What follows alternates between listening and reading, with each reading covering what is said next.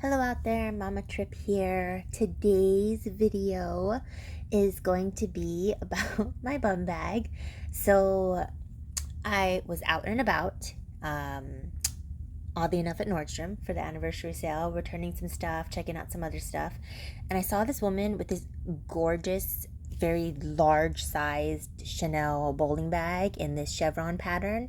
So it had like the bowling bag dome shaped style. It was full zipper, open close. It was this kind of like, I think it's aged calfskin, crinkly chevron pattern and the black leather. It had like the top handle that you would see typical bowling bag, and then it had the chain strap, shoulder straps. And I just saw it and I was like, oh my god, that bag is gorgeous.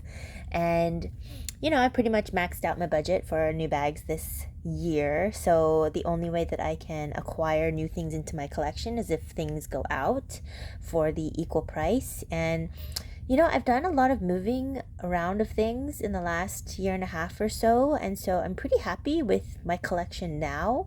So when I got home and I thought, oh my gosh, if I want to try to find this bag, how would I get it?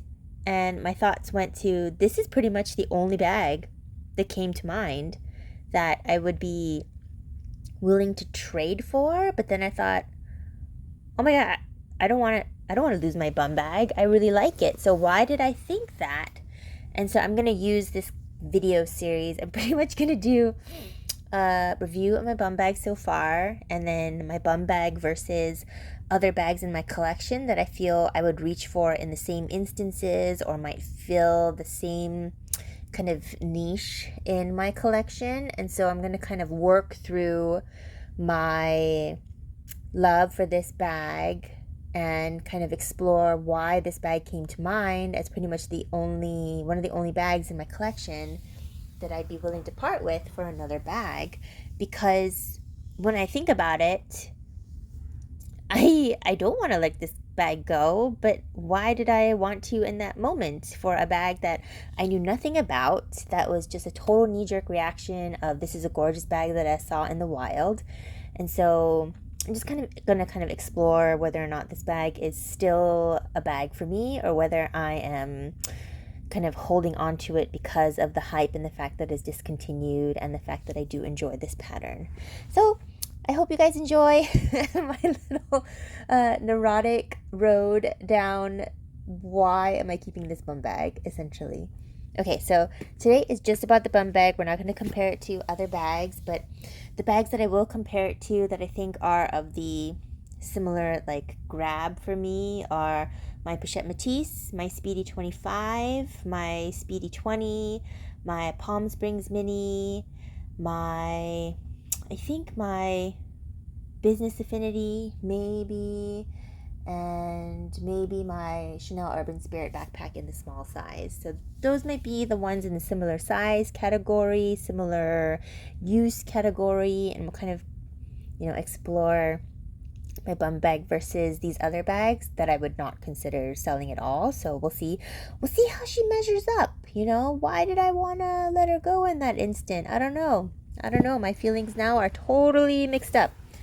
Okay, so this bag I've had for 4 months. I bought it off of Fashion File. The condition was excellent. It had no watermarks. It had no hardware wear on it. It had basically almost no patina.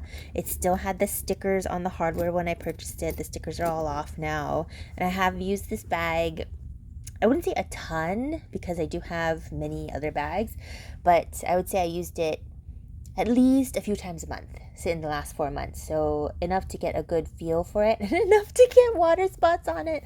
I'm going to spray this. It's going to be the first bag that I spray, and I will film that so you can see how that goes. But yes, I did get caught in a little sprinkle, so there are some watermarks on the vachetta leather now.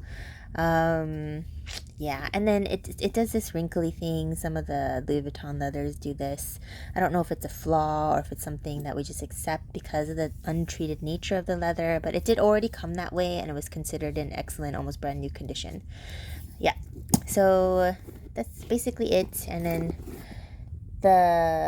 Fashion File, I got it for, I think, just under $2,100. There was one for $1,900 at the same time, and that one went faster than I could grab it, so this was a little bit more expensive. And of course, now on that 24S website, you can get it for like $16.47. So I guess this collaboration didn't sell very well, and so it's up on that website.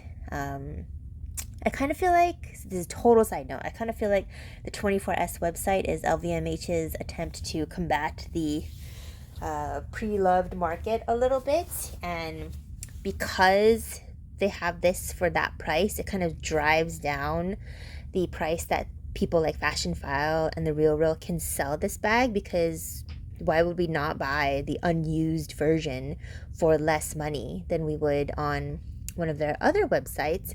But at the same time, it drives down our ability to resell for a better value, because if they can't sell it for a better value, we can't sell it to them for a better value. So it's a plus minus, because the pre-loved market is insane, like over retail for almost everything, even when you can buy it on the LV website. So like last night I was looking, and you could add to cart a Speedy B25 in all canvas, and it's still going for more than retail on these pre-loved websites, and not for brand new condition either. So I don't know, it boggles my mind. But in tangent, so Fashionphile about 2100. You know, you guys are pretty familiar with this guy now. The non-LOL version has 2 zippers. It has the flap here to expose the zipper, so you can open it more easily so that you don't damage the canvas, because once the canvas is damaged, you're sunk, because they cannot repair it. So flip that lip up, ladies and gentlemen, right? This is a nice, wonderful unisex bag. And then it has a black interior, made in France. This is textile lining or cloth lining. It has the pull tab here. I don't find the zipper to be annoying or hard to use. The D-ring, I don't know what you would put there, because of the way that we wear it across our chests or backs. This would be kind of annoying.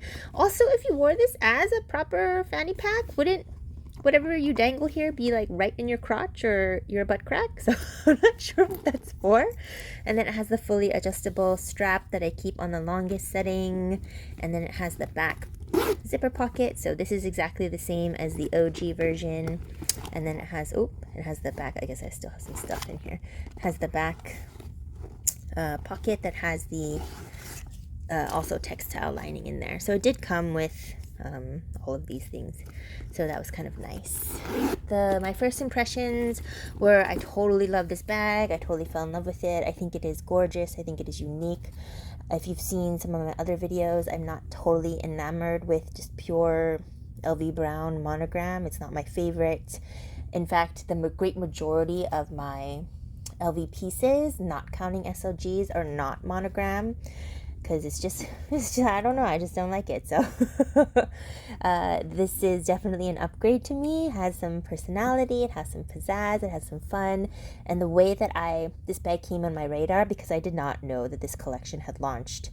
I saw this in the wild. I saw it on another mom pushing a stroller at the park, and I saw it from maybe, I don't know, 50, 75 feet away, because it's very bold and you can see it from that far. And I thought, oh my gosh, what is that? I want that. So that's how I got it.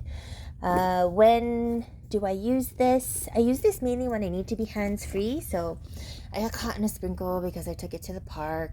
I've taken it on errands. I find this is not the best maybe grocery shopping bag, because it is bulky up top, but it's great when I have to handle a little trip, when I'm doing stuff like that, because you know, she's tiny, so she's much lower than me. So having a crossbody bag that's kind of lower by the hip sometimes is cumbersome, because when I bend over, it moves a lot, or the contents will spill out, or it'll get in the way of me kind of, you know, guiding her or ushering her or protecting her, whatever I need to do. So this is a very handy bag for when I need to be with little trip, although it doesn't necessarily carry too much stuff, so it's kind of a in between there, but that's mostly what I use it for. I have not used it for travel. I don't know if I would use this for travel. I know a lot of Instagrammers and YouTubers say this is a great travel bag. I don't necessarily want to carry my luxury items with me for travel. But if I go to a destination that I think might be safe enough to take this, I'll let you guys know, and I'll try it out, and I'll do a video about that. Durability, wear and tear so far. So I've only had it for 4 months and I've got so many water spots. But again, I'm going to treat this one. I've not treated any Louis Vuitton bag so far, but I'm going to try because I'd like this to be a much more carefree bag. If I could have gotten the World Tour one, then that's the one I would have gotten. But I hesitated on this bag for too long and it's gone. It's probably going to come back in some iteration where they replace this with leather, and I'm probably going to purchase that unless it's like totally just regular monogram. Although I kind of like the monogram with black leather. I don't know how other people feel about that. I think in the men's line do they call it like Madagascar or something like that, right? Where they have the dark leather with the traditional LV monogram print. I kind of like that. So I don't know if that's what they come out with. Maybe I'll be all there for it. Maybe I'll have 2 of them.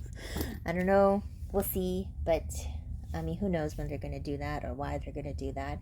LV does what LV wants these days, and we're just along for the ride. Anyone got any opinions on those last 2 collections that came out? So the flower one, I saw Foxy LV called it her Bridgerton bag, so I'm going to call it the Bridgerton collection in honor of her.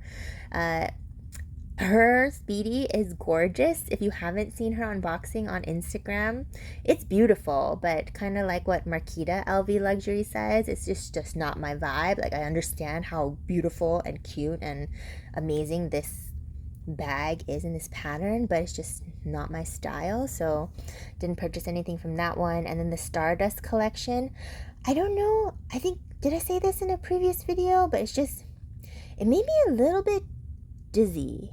I think I may have said it in one of my Nordstrom videos because one of the shirts made me a little bit dizzy. But you know, when you look at like a stripe pattern or some, you know, for those of you old enough to remember what Magic Eye was, or posters like that where you have to kind of look cross-eyed to see things, and that kind of feeling you get in your brain that something visually is strange. That's kind of what the Stardust collection did for me. I understood why people loved it. I understood, you know, that from far away they look really pretty, but I just couldn't bring myself to get one because I wouldn't ever use it because it makes me feel dizzy. So oh my gosh, what was I talking about? Right, so wear and tear, so basically it's just the watermarks. The rest of it is this nice, durable, hardy canvas. I don't have any wear and tear on the lip or the flat part, but that's because I usually flip it up to open it. And the hardware is completely intact, and I don't think I have any creases. Yeah, I don't have any creases where the buckle is either. Okay, so what fits? So I have a bunch of stuff here. So I'm going to show you how I would normally pack it. So I would normally have some kind of little snack thing, and I think this is zip top, so they have these tiny ones that have an animal shapes, comes in a pack of 4. It's not cheap, but it's cute, and so I'll have something like this, or like a snack pouch just in case. This is kind of a hand sanitizer on the go for a little trip, and so I'll bring some wipes for her as well. And then hand sanitizer for the adults, hand lotion, because all that hand sanitizer makes my hands very dry. I usually will carry some other type of wipe, maybe.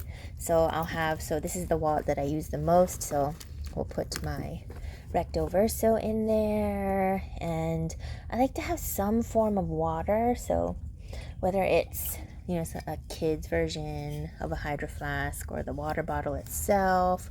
So probably this one, maybe this one will fit. Arrange things a little bit differently. Okay. And then, let's see. Little sunscreen. So Super Goop. This isn't the one that I normally carry. So this is what I use to spray those areas of the scalp when I put little Trip's hair up or my hair up that kind of are really exposed to the sun. So like the hair creases or the hairlines. So get that covered. And then speaking of that, if we're going to the park, I'm going to bring her hat with us. So stuff her hat right there. And then I I usually don't need any kind of diaper change situation with her. We've been lucky in that she's pretty regimented and when she uses the bathroom. And then if I want to, I don't always bring this. We live very dangerously, but a change of clothes. Okay, and then that should zip up fairly nicely. Okay, so it doesn't look like it's overstuffed at all, maintaining shape very nicely. And then in the back here will be my phone and my keys. Okay, so let me show you what that looks like. So it's really full. So I got a hat, I got a onesie, I got a full water bottle, and then I have sunscreen, hand lotion, hand sanitizer, snack, hand wipe, another hand sanitizer, and my wallet. So that's how I feel like I would typically pack it. Let's see, if you're a full wallet sized person, it fits very easily, very nicely. And then if you're a catch-all person, also of course fits very nicely. And then if you're a small wallet person also, or extra cards, maybe just get the one thing because you have the full wallet in there.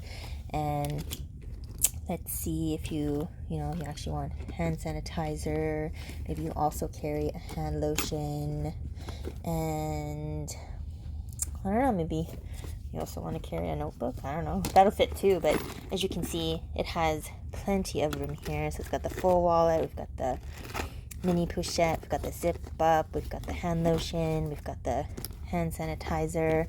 If you want to carry your keys like this, just pile it right on top. So you can put an organizer in here. Organizers do take up a little bit of space, you can't fit as much. But if this was kind of across your chest, this is the kind of view you would have. So you would unzip it, and then you wouldn't necessarily be able to see it fully, like down like this, because it would be on your body. So you would just reach in and kind of grab what you needed. And because it's pretty wide up top, so even though it looks like this and it's a big giant mess, it's not actually hard to find what you need and then pull it out without having to take everything out. You just kind of pull it out and re-stuff it back in there. And it's pretty easy just because of how big this mouth is. So it fits a fair amount. So I do also like to carry a full sunscreen with us if we're going to be out for a while. So it has to be a full sunscreen, the water bottle, her hat, all of our wipe situations. We always have to have a snack, and then my wallet. Right, and then that still fits very, very nicely. So as you can see, this is like a great bag for me at the park because it carries everything I need when I'm chasing her in the moment. And then, if we really need to, then we'll have a separate bag full of other things. But it fits quite a bit. It's very useful in that. And then the back pocket, of course, can always have your phone. So that's nice, and this does fit. I have an iPhone 12, which I'm using to record, and it fits very, very easily in here. I don't have the giant version, I just have the regular sized one, but my husband has the big one and it fits in here as well. That I think it's called the Max. And the cons of this bag, I would say some people really hate this lip. I don't think it's that bad. I think that I like the aesthetics of it, so I like the hidden zipper. So I would prefer to have the lip to cover the zipper than to have no lip. So, this is what it would look like with the zipper exposed. It does give a totally different vibe to the bag, I think. So I wouldn't hate it if the zipper was exposed, but I do appreciate that this is there because I like it better. This is uncomfortable. So this isn't soft. It's not treated. It's kind of a rough edge here. So it's not smooth. It's not rounded. So when we're running, and if I'm wearing something where it's rubbing against my bare skin, it does get kind of irritating. And I don't know if this will get softer over time. A lot of my other LV items have not gotten softer over time. I'm looking at you, Pochette Matisse strap, and my Speedy Bee 25 strap. Those are not getting softer. So, I hope it gets softer, but this can get kind of irritating. What the heck is the D-ring for? I think it's just decorative at this point. Does anyone use this? You know, let me know down below. And yeah, I think those are the main things. So I do wish there was a pocket in the front or some sort of functional, you know, this was maybe higher, like up here or something. But the cons are really just zipper, which I don't find that irritating. The strap is not soft. The vachetta is untreated, and that's really it. You know, the main things that I really like about this bag are the many different ways you can wear it, right? So strapped to your front, hanging down by your side, rotated to your back, like a sling backpack. You can, you know, carry it you can carry it not crossbody at all and just wear it as a kind of like a purse, like a handbag, shoulder bag. So it's pretty versatile, and I do love the option to carry as a top handle. I'm 100% a top handle person, and this really makes it for me. The difference between this one and all the other brands that have bum bags, it's really the size and this top handle. Otherwise, they're kind of all very similar. So this is what sets the Louis Vuitton one apart for me. And for resale, this specific one is not going to be great, especially because the LVMH website 24S is selling them for like $16.47. So if I just waited a little bit, I would have been able to purchase that straight from them.